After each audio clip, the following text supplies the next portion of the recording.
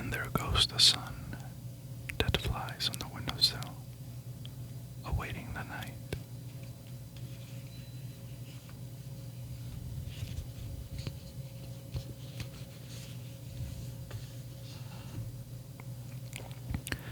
Hello everyone, and welcome. I think I'm gonna start my videos like that now, just with a short little haiku. Let me know if that is a good idea.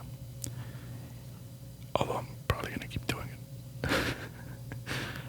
So it's been insane lately. I was gonna say, if you're from the US, you know what I'm talking about. But honestly, if you're from any fucking where, you know what I'm talking about. A day after I posted my last video, shit went down in this country, and it has been a shitstorm. Like, the whole country just turned into a fucking cringe fest. It's like everybody the country just became the r/I am very badass board on Reddit. That's the best way I can describe it. It's pretty insane, but amidst the madness, I thought that we could relax and look at some more books, because books heal the soul, and these things will bring you into a state of mind that liberates. I do believe that, by the way, very seriously. I think that literature is one of our ways into a new world, or not necessarily a new world. It just helps you liberate yourself. It'll make you go insane, but it'll liberate you as well. So someone in my last video said that they wanted to see the books that I have read. They enjoyed the little book hauls and wanted to know what books I have read. Now, these are not all the books that I have read. These are just like my top favorites. So I thought that I would if I start a series like this where I just go through books that I have read, I thought I would go for my top favorite, and I missed one. I just saw it right here. I'll grab it at the end, or maybe like somewhere around here, because it's part of the classics. So let's just jump into it and start with a classic of Mice and Men. Very crushing book. It's very beautiful as well. I remember that this was the first book that I read. It was the first book I read in English, because I wanted to practice. Well, not the first book that I read in English, but like the first book that I picked to read by myself. So not like a school or anything. And it really stayed with me. And I just recently saw it. I haven't read it in so long because I just didn't have a copy of it. It's weird. Since I read it, I had not seen a copy ever since then, and I realized that when I found this, and I had to get it. And you know your boy's gonna read this, motherfucker. So it's a very short book. It's very, very crushing. It's very beautiful. And if you have the time, it should take about a day to finish. It's like 100 pages, so you can totally get it done in an afternoon. If you haven't read it, do so. But this is one of those books that pretty much everyone's read, so not much to say about it. And as well as I don't really remember much of it, because I read it once, but it really did stick with me, and I still see some of the scenes in my head. Next up we have No Country for Old Men by Cormac McCarthy. I had no idea that this was a novel. I had seen the movie 1,000 times, and I loved it. Come to find out when I was looking up the movie, trying to see like what other people thought about it and what things they had caught that maybe I hadn't caught in my watchings.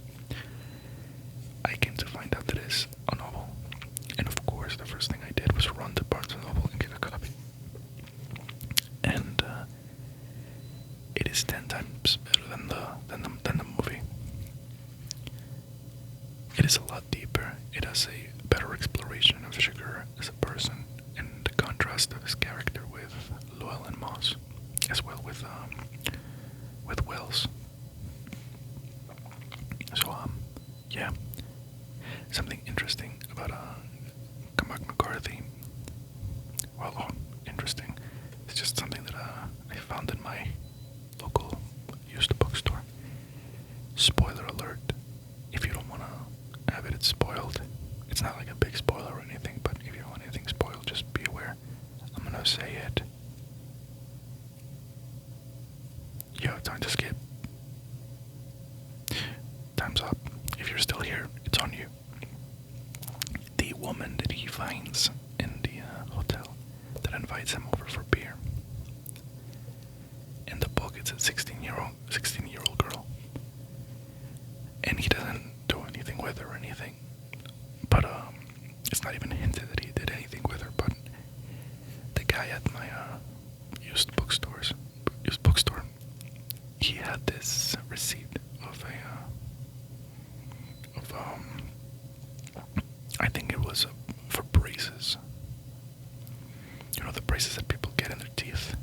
And it was a receipt to the name of Cormac McCarthy for a 16-year-old girl. And there's like theories that this girl was a lover of Cormac McCarthy, but like there's no evidence that there was anything inappropriate. But it's just kind of interesting to find that, because it does come off like a little random in the book. You're like, who the fuck is this kid? Why is he here? Well, you come to find out that you're like, oh, okay, I can kind of make the connection. So it's just something interesting that I saw in that bookstore.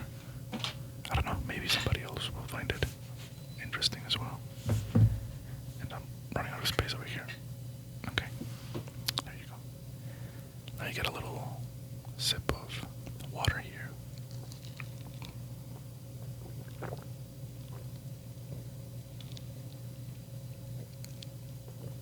No more ice though, so I can't do the classic shaking of the cup. But anyways, let's keep going. Next up, we have Giovanni's Room by James Baldwin. This is the first book that I read by James Baldwin. Did you hear that? That was weird. I felt that in my throat. It wasn't a burp or anything. I don't know what the fuck that was. And it didn't like disturb my voice. What the fuck was that? Oh well, it happens. This was the first book that I read by James Baldwin, and I actually read this in June by accident. It was really funny. I was like telling people like I accidentally celebrated Pride Month. But I just really love this one because with many of these books and with many books, you get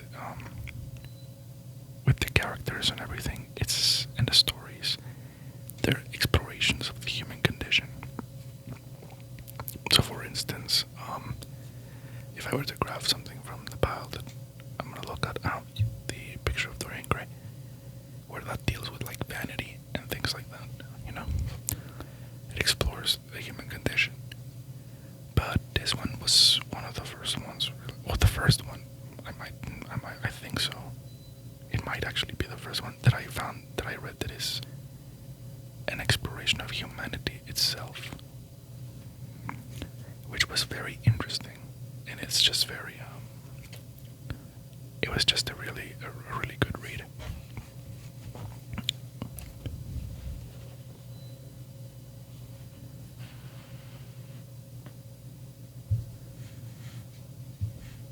Oh yeah, it's probably well, it is important for the book because it's basically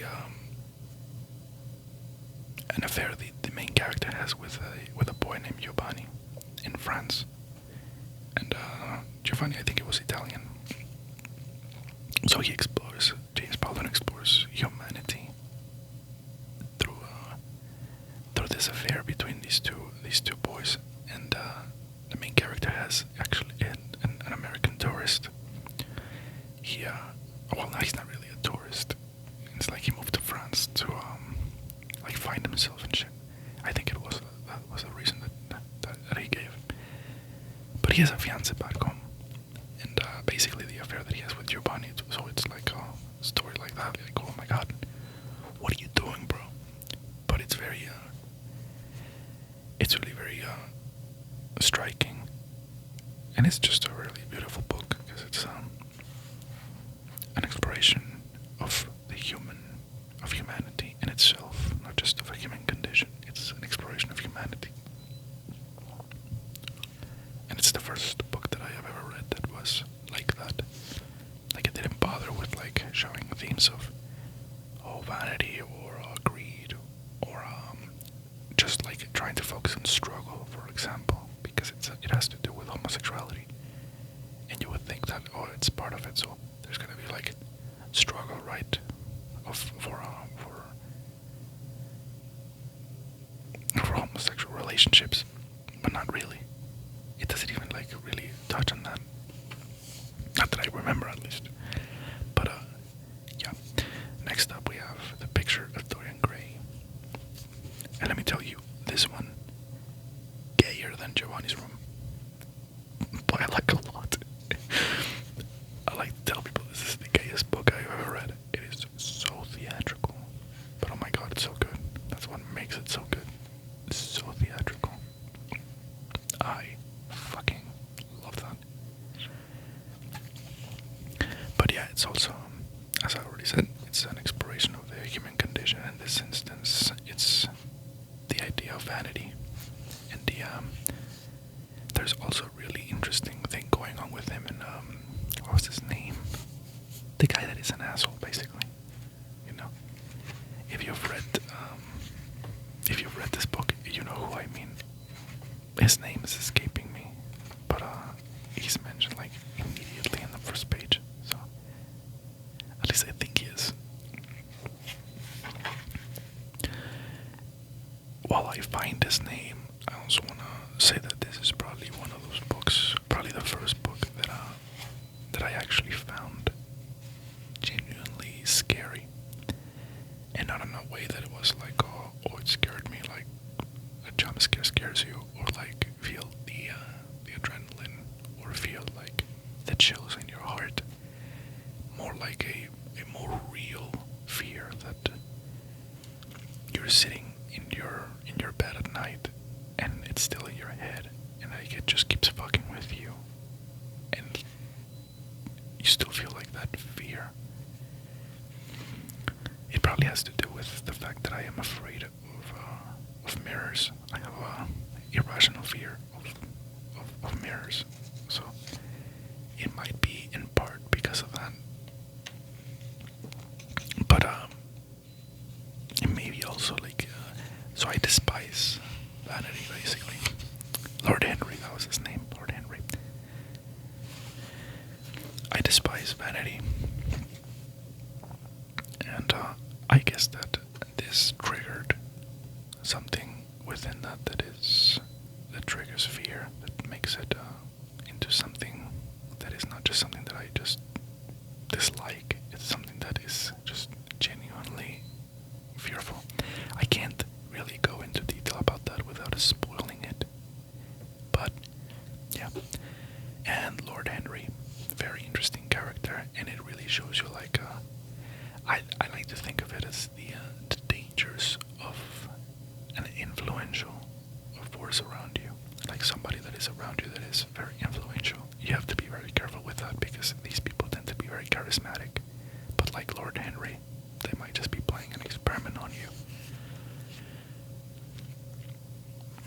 But he's not necessarily evil, you know. So it also keeps that gray area of humanity, and it's just, also very theatrical. Oh my god, super theatrical. I love it. Next up, we have Invisible Man by Ralph Ellison. And let me tell you, I fell in love with this one. This one is a page turner. You just cannot put it down. And it's like, about the life of the main character, who does not have a name, by the way. Ralph Ellison actually managed to get you to relate to and to feel the character without even giving him a name. Like, it's the first thing they get on your ass about if you go to any kind of workshop or anything and you talk to writers. First thing they say, identify the character. Identify the character so that people can relate to him. Identify, they can give him a name, yada yada. Ralph Ellison was like, fuck that shit. I'm not I ain't doing that. I ain't doing all that. But I think that one of my favorite parts of this is well, I don't want to spoil anything, but basically the nature of revolutions and the nature of these revolutionary movements that aim at civil rights and aim at creating a change. But it shows us in such a raw light, in such a contrast with the ideals of the main character, that just really hit it close to home. Because I'm also very like, my temperament is also very like, oh yes, revolution, hell yeah. So I really did a lot to him through those parts.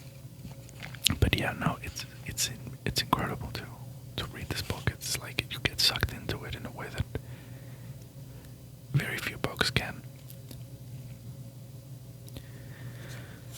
It's an amazing read. It's not that long actually. It's like what, 500 pages. Let me see if I go to the last page. It should be 581, almost 600 pages. But it is, every single page feels like an exploration of just so much. There's so much in this book. You're not gonna run out of thoughts on it. We could probably talk about it for like the entire day. I could make a whole video on this book. Next up we have The Men in the High Castle by Philip K. Dick. Oh, this one was so good. And I was lucky too because I found it around Christmas time in Barnes & Noble, so they had it like wrapped in paper and they only gave you the premise. And the premise just absolutely, oh, I loved it. What if the Nazis had won? We probably get America 2025, right?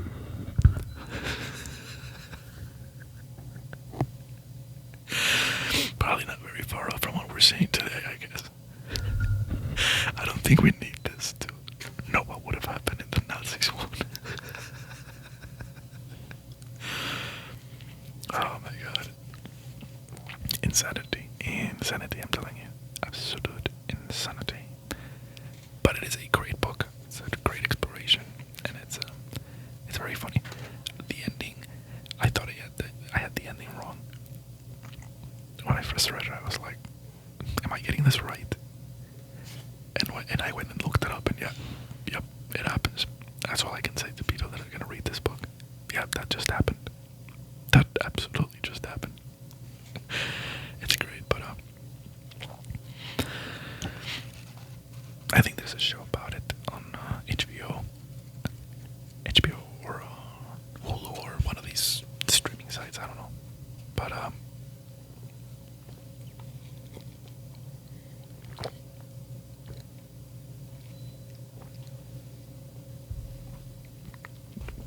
it quickly became one of my favorites.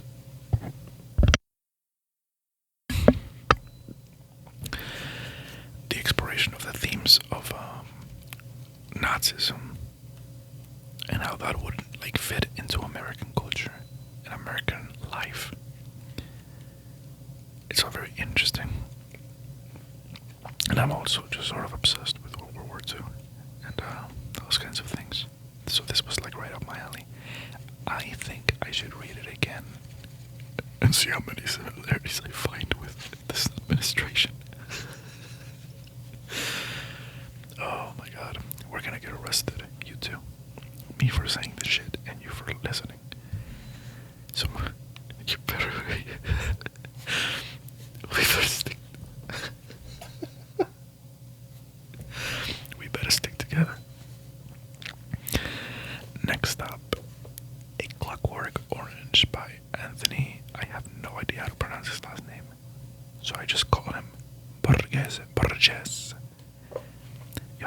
pronounce it. I'm just gonna go balls deep. Borges. Besides, that sounds cool, doesn't it? Borges. Sorry.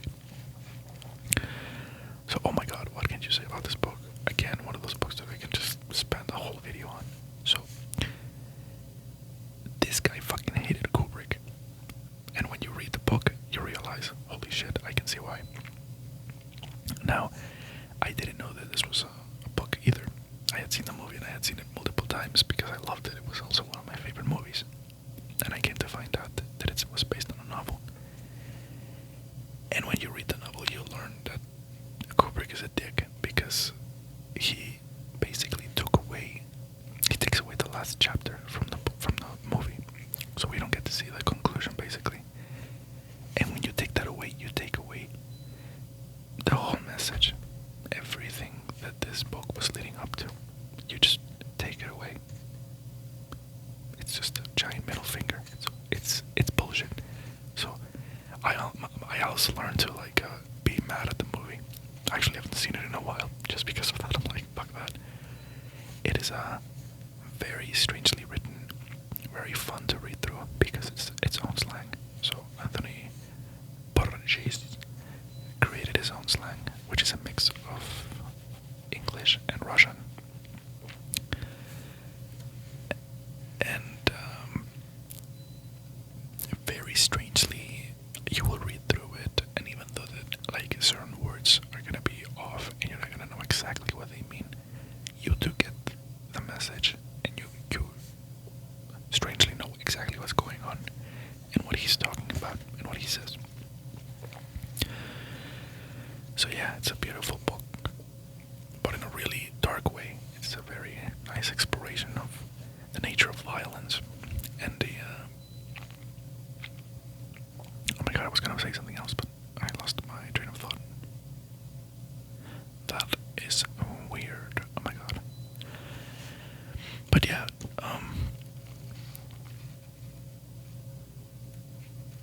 it ties everything together in the last chapter, and you don't get to see that in the movie. So I would 100% suggest that you read it instead of watching the movie, or read the book and then watch the movie, and you'll see why he was mad. Oh yes. I had lost my train of thought. What I was gonna say was, if you think that Alex is a despicable piece of shit in the movie,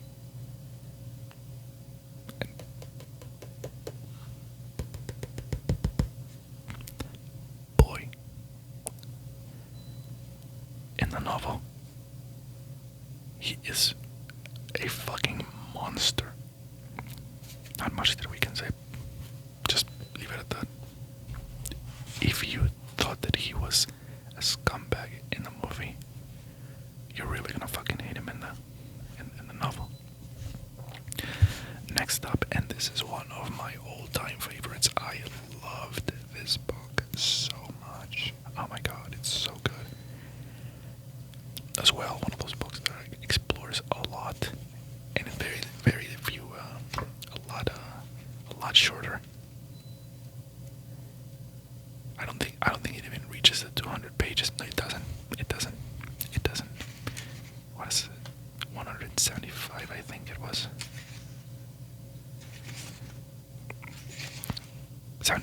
174. And it explores so much. It is very philosophically heavy. And it explores the life of Grendel from Beowulf, the demon Grendel that Beowulf fucking murders. Written by John Gardner. Sorry, I didn't introduce it. I was just fanboying over it. But we get to see who Grendel is, leading up to the point of Beowulf's fight, and knowing how it finishes, you really come to feel for him. But at the same time, you don't see him as a hero or just have absolute pity for him, because there are a lot of things about this character that you're okay, that's just flawed. That's really, really fucked up. But so I'm a person that is, if I watch a video of somebody falling down the stairs, or getting run over, or somebody just fucking dying in a horrible way, I saw this video of a guy that is on a bike, right, and he's like right next to a bus, and somehow like the bus like turns a little bit into him, and he falls down. But he falls down in a way that his head ends up like right under the tire, and the tire just passes over him.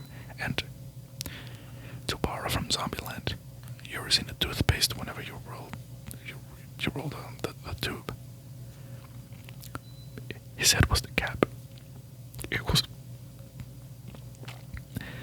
and as dark as it seems, my first reaction was just a chuckle, because I was like, what the fuck? It's not like I was not like laughing at the tragedy, but like the way that it happened, it looked like it was actually something that you would see like in a dark humor kind of movie. Really fucked up. However, if I see emotional pain,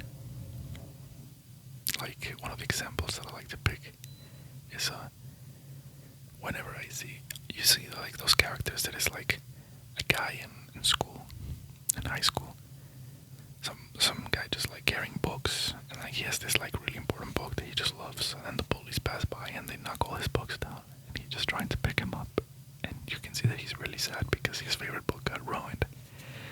That fucking hurts. That hurts me so much. So I'm very sensitive to emotional pain, to physical pain. I'll be like, hilarious. But for emotional pain, I am a huge bitch. Just absolutely. Like, I will cry at the drop of a pin.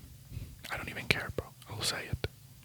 You show me a movie that is heavy with emotional pain, or a book, or any kind of show that is like really emotional, I will cry 100%. And this book like really preys on that. If you're like that, this book is gonna have you like crushed. Beautiful, beautiful book. I love the fact that it really blurs this line that we have made between good and evil. Or I should say, it destroys those labels. Because I also have a problem with the label of good and the label of evil. Like, if you want to say somebody was a bad person, or somebody was a good person, somebody was good, a good man, or an evil man, I don't like those labels because they forget the complexity of humanity. And this book, even though it's a demon, even though it's a monster, it doesn't forget about that complexity. And it's just absolutely a delight to read. It's like in my top favorites. Top 5, for sure. Oh my god, we have so many books to go through, and I've been here for like 30 minutes already. You're probably already asleep.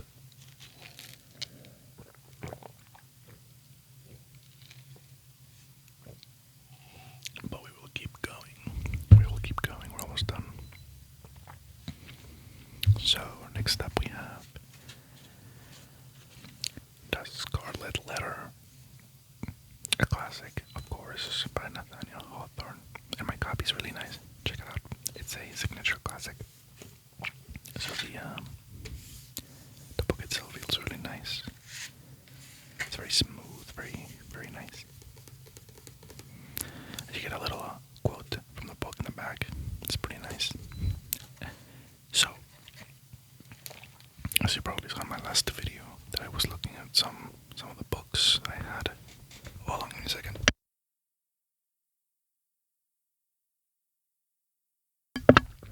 Sorry, I just had to readjust myself. Goodness gracious. So yeah, as you saw in my last video, some of the books that I had were about Puritanism, and another one was like this erotica book with a bunch of stories from a British Victorian magazine. This one, of course, deals with a lot of that, mostly with the societal standard towards those things, more than the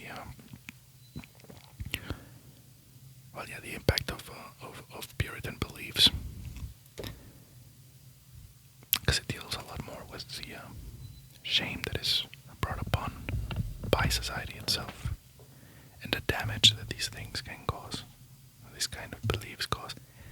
Next to this one, we have The Red Letter Plays by Susan Lordy Parks. It's got two plays, In the Blood and Fucking A, and they're both really good.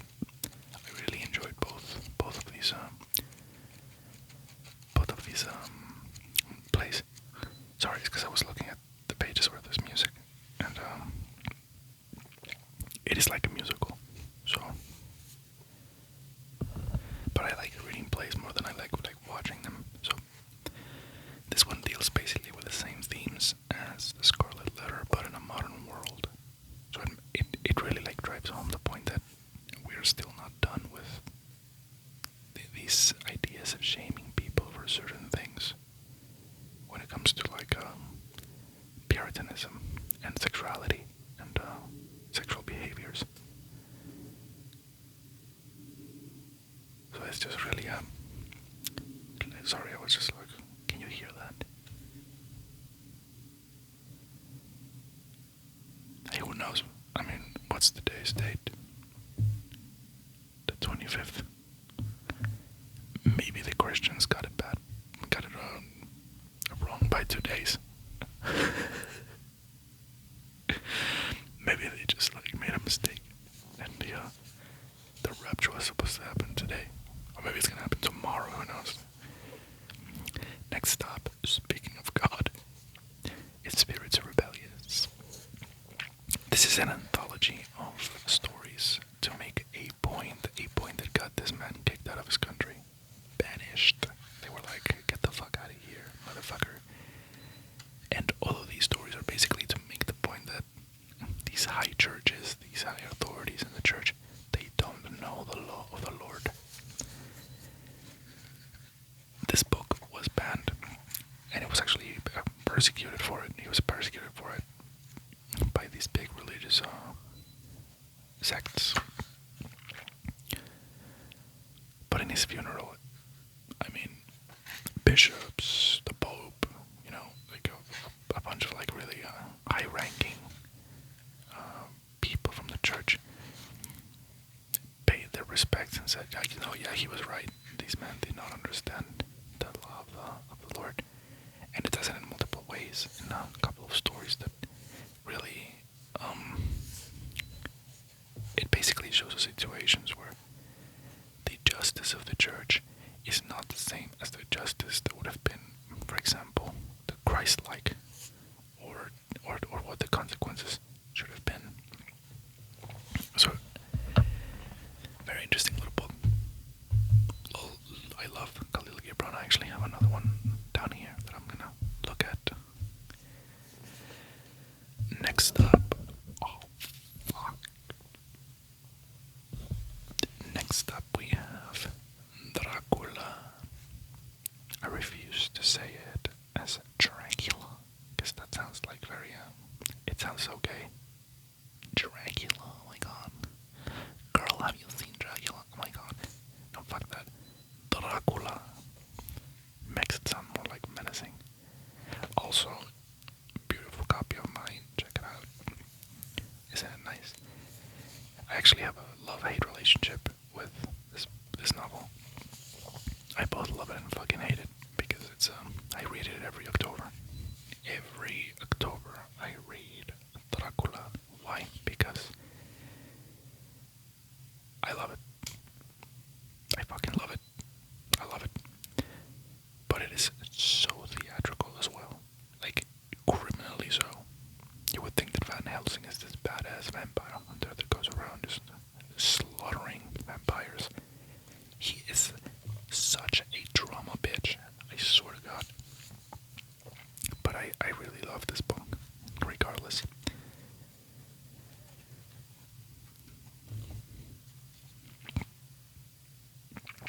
It's oh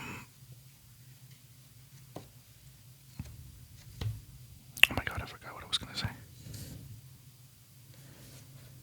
Well, yeah, I mean, I don't really have many thoughts on this one, because that's where the hate comes from, right? I just know that the story in itself and the idea of Dracula and the idea of down because of what is going on. A lot of the imagery that is really suggested. It's not really like described, like the scene in the boat when he's going to England.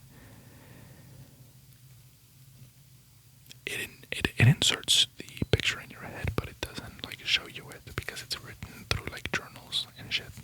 It's written as if these things actually happened, and you're reading it from journals from Dr. Seward and John Baker, and I mean Harker. It was John Harker. What am I saying? And reading it from like a bunch of other people and news articles and like interviews, and it's very it adds to the aspect of horror. I was trying to think of like maybe what exactly does it explore? What exactly does it say? But I'm just like realizing right now I never really thought about it. I kind of just enjoyed the book as it is. So I'm gonna keep an eye out for that next time that I read it, which should be soon because it's September. Now we're almost at the end of September, so I want to be reading this pretty soon. I want to keep that in mind, actually. I'm kind of impressed that I never really thought about it. But we'll have it on its own over here. It might be because it's like so theatrical that I kind of just take it in as for the entertainment and the love of like how it's portrayed. No, this one, Frankenstein by Mary Shelley. Bro, I fucking love Frankenstein. I actually like it more than I like Dracula, but I haven't read it as much.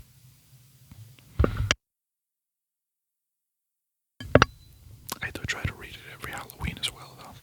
It's like my Spooktober reads, among with other books, right?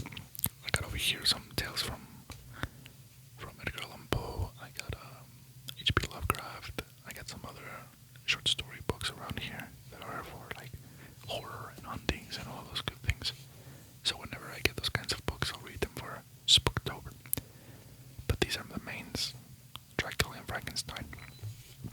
Now, Frankenstein is a much more fascinating book to me because of the history of it and the explorations that she does in this book.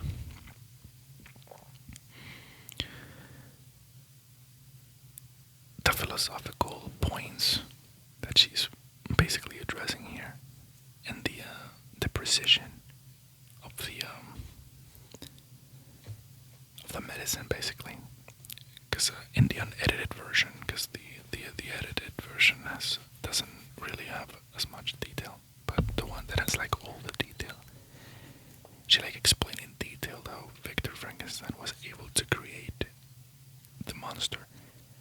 And I was reading about this not that long ago. She like describes like spot on how you would actually do it if you were to actually do it, and if it were to like work, that's probably how you would have to do it. Being careful of connecting all the arteries and all the veins, and making sure that the bones are like in place and all that good stuff. The ideas of life and death, life, or like the line between life and death, the misunderstood monster that is just seeking somebody that will love him and that will understand him, the dangers and horribleness of being misunderstood, as well with the fear of realizing that you've created something that you cannot stop. It's just a lot of it that it's going on with this book, and it is fascinating. Oh fuck! Oh my god! Oh my god! Erich Maria Remarque. Sorry, Erich Maria Remarque. All Quiet on the Western Front. This one will fuck you up. It will fuck you up. It messed me up. Oh my god, it messed me up so much. There's a couple of scenes that I could discuss from this one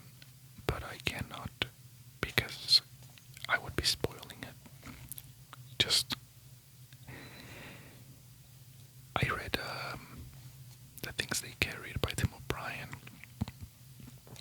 and it explores the horrors of war. Doesn't come close to this. This is what I would call an exploration of the horrors of war, and specifically World War One. And it was really enriching that I actually read this while I was playing Battlefield 1. Like, when I started playing Battlefield 1, I read this.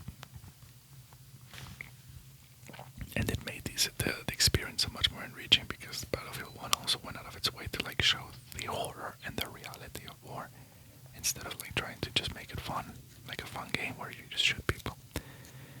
Not these.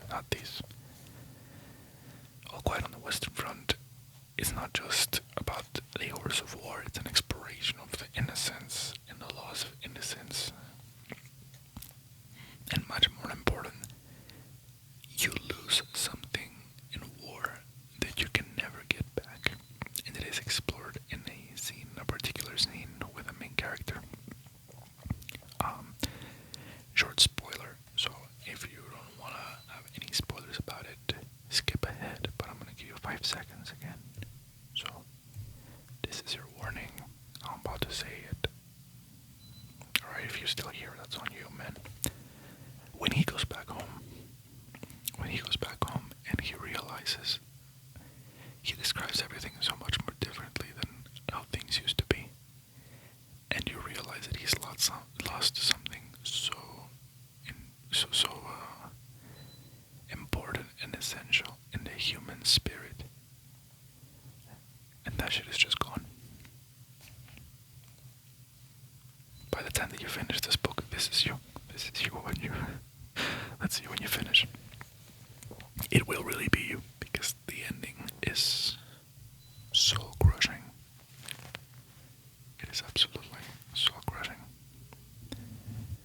Amazing book. Please read it if you haven't. Please, I am begging you. Sorry, I'm wearing a hoodie, so I'm taking it off. And I need to drink a little more water.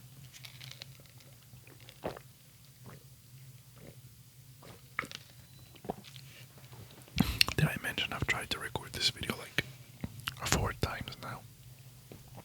I don't think I mentioned it, but yeah, I filmed it a couple of days ago, but I didn't like how it turned out. Do you hear that again? That's pretty cool. I don't even know what the fuck that is. But I tried to record it a couple days ago. I just didn't like how it turned out, and I've just been having a little trouble with that. I've been having trouble focusing lately. Even right now, like I'm like staying quiet for like a few moments. That's because I don't prepare these videos. I'm just like, turning on the camera and turning on the microphone, and just just go at it, bro. I think it gives more of a genuine experience, like you're actually talking to somebody. I don't know if that will help, because pretty much the point of these videos is to help you sleep, but if there's people that actually stay to watch the entirety of it, that would be amazing. So, if it is, and you're still here, very well. We still have quite a few to go through, so let's go right on to the next one. La Ciudad y los Perros. I read this one recently. Actually, I think I showed it in my last video as my current read. Well, it's been finished, and it is an amazing book. Mario Vargas Llosa explores the brutality of military life, or more specifically, military school, and the brutality and violence of specifically that school. Apparently, it is a school that existed, and they actually had to make a statement and be like, that novel is bullshit, that's not how things are here. But he was writing it of its own experience, so who are you gonna believe? But yeah, I like contrasts some of the characters, a couple of the characters, and it's such an interesting contrast that you don't really even realize until you finish it and you put the pieces together. Not that like he's not giving hints or anything. Like you understand like what's going on and you understand what each character means.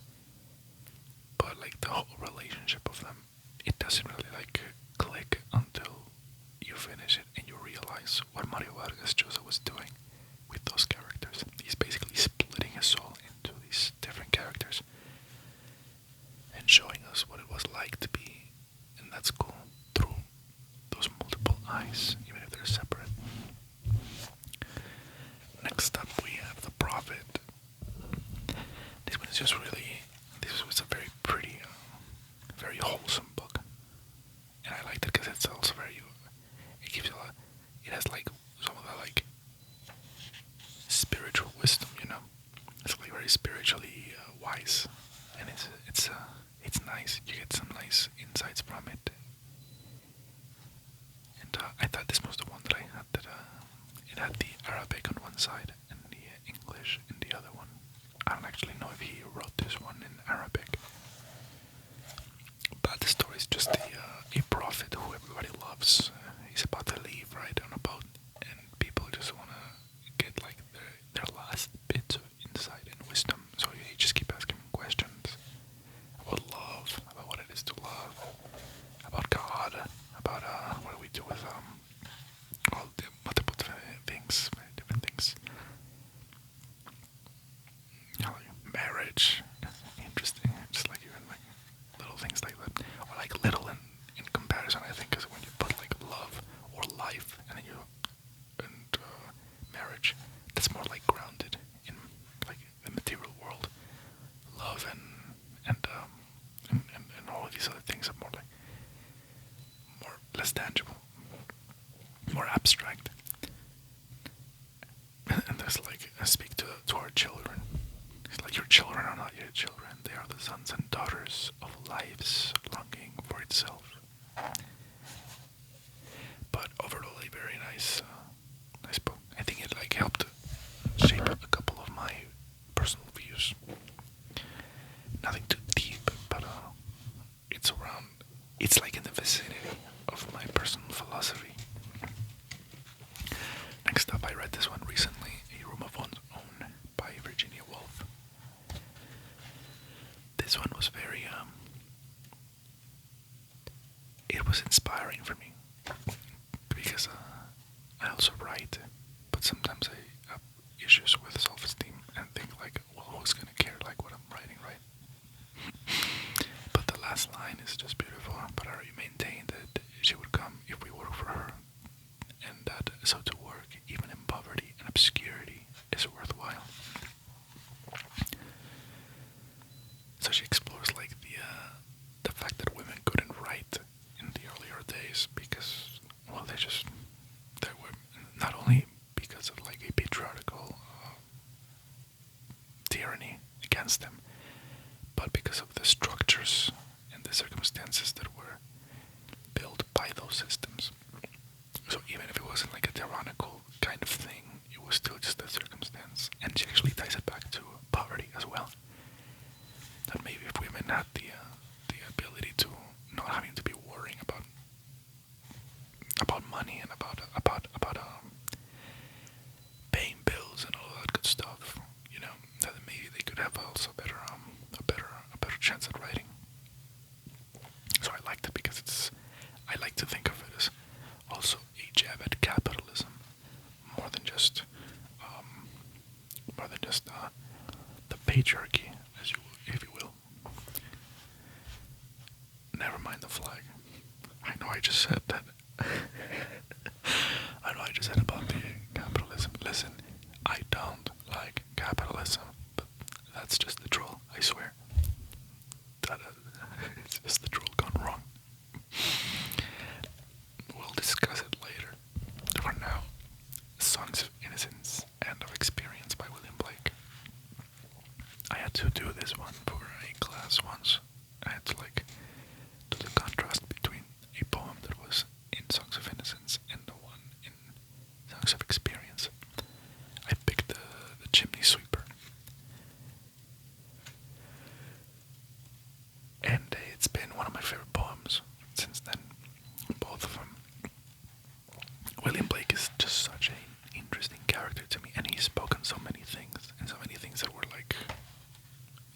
not even popular to talk about.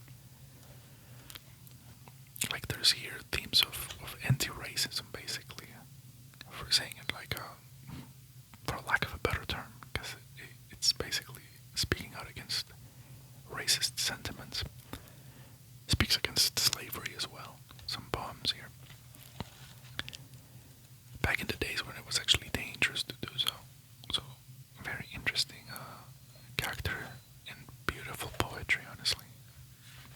I think the most musical poetry I've ever read. And it comes with the paintings that he did. So, fun fact, William Blake refused to publish his work if it did not have his paintings on it, which is why he wrote like very, very little. Why he had so few works published, because he was like, fuck that, if it doesn't come with my paintings, it's not going to be published. A little ridiculous if you ask me, but I like the attitude. Next up we have Gilgamesh. I don't know how to explain Gilgamesh. Gilgamesh to people other than telling them it's like an ancient episode of JoJo. I swear to God, it is. It is absolutely just an old JoJo episode. Very epic. It's actually one of the first poems ever written, one of the poems, books ever written that we have found, that we know of. So like this is one of the oldest books ever found. And funny enough, being older than the Bible, it has the story of Noah integrated into it. Not completely, and it doesn't tell it to you from like the beginning to end, like in Genesis, but it does. And it does like show Noah, who in this one, his name is Uptapushnim, something like that. Uptapushnim, you know, ancient names.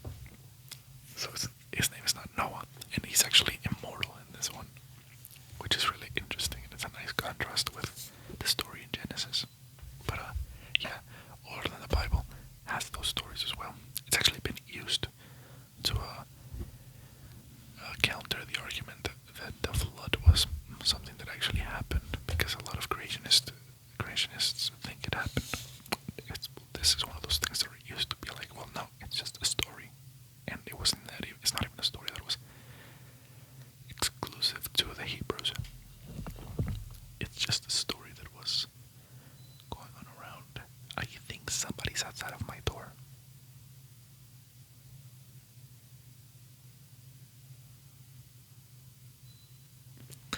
Might be a spirit from the beyond. Who cares? Anyway, next up we have Animal Farm by George Orwell. And this is the one that I like to use to say, that is just a troll, and you know that I'm not lying because I have Animal Farm.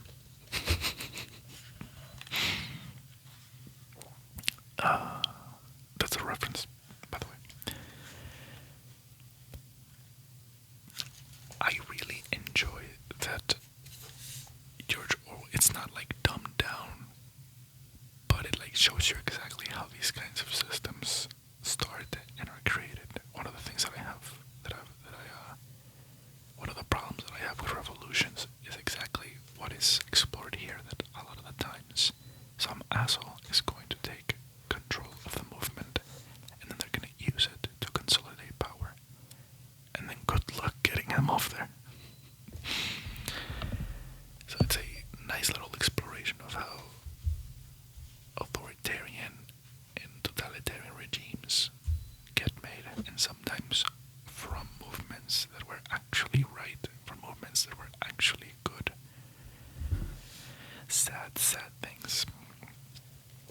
Of course, George Orwell. Next up we have 1984, or like the way that I like to call it, Donald Trump's favorite guide. Not to be too biased, but I honestly think they're a bunch of fascists.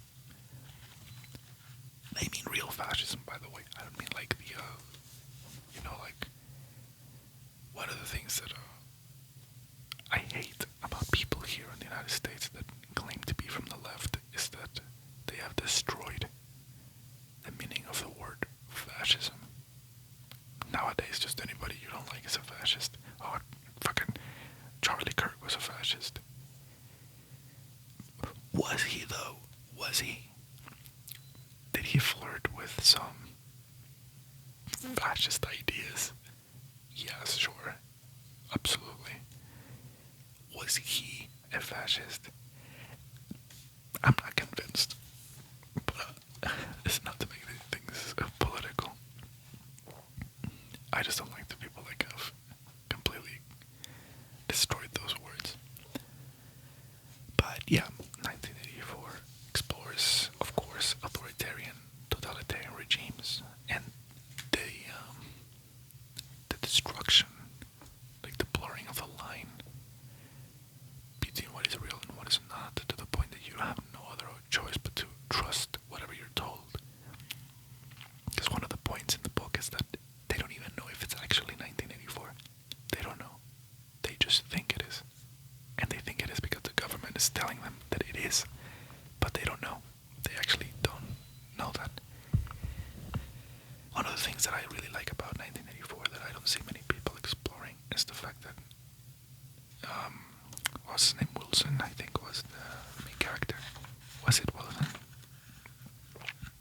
The main character. He begins to doubt and he begins to have questions because of this little fling that he has going on with his coworker. I just really like that it's not something that is romanticized. It's not a love story. It's not love. It's just a fling that he's having with her. So like something as simple and natural as sex was just being punished, basically. And it was even bad to just even think about it, because that was a thought crime within the novel. It was a thought crime. So it's really nice to see that something that simple, that natural, that intrinsic to human nature is the thing that started like breaking through, and he started seeing like, wait a minute. Wait a good goddamn minute. I just really like that because I'm just really obsessed with, I'm just really obsessed with sex as a concept, and the explorations of it in literature are just very fascinating, and like the consequences of it in those kinds of books. We're almost done, actually. I still have like a couple here, but it's already been an hour. I think I'm gonna cut it short and leave these for later. I mean, you can see them, you can see which ones they are, but if you want to hear my thoughts on them and give my short little reviews of it, basically what I've been doing with all of these ones, you can leave a like and comment below. But don't comment if you're gonna be a person that is like getting hung up on the Charlie Kirk stuff. Listen, I didn't agree with him either. Okay, I'm not saying that we should remember him and mourn him. You don't have to, you know. And I think that it's wrong that people are trying to force people to actually do it. Or the people that are saying like don't laugh at it or don't make memes about it. As if, bro, like you can't control what people feel, and people themselves can't control what they feel. Like, I'm sorry if I don't mourn the death of a person. I don't fucking mourn it. What do you want me to do? Just pretend that I do. And that doesn't take away from the humanity of the person. And I think that the humanizing of those people is also very wrong.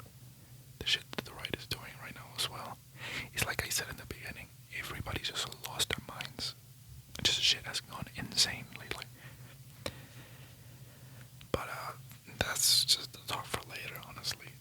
I don't really even want to get into it because it's I do have a lot of thoughts on it, but it's just insanity and a headache to be thinking about that and to be like still talking about it. Why are we still talking about it? You know, like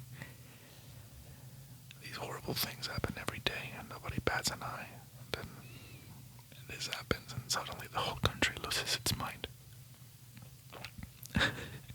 We live in a society, am I right? But it's okay because we can still laugh, we can still enjoy life, we can still read books, and we can still watch some random guy in his room talking about books so that you can sleep. So, if you enjoyed this video, leave a like, comment on what you think about these books. Are any of them your favorite? Do you think I missed some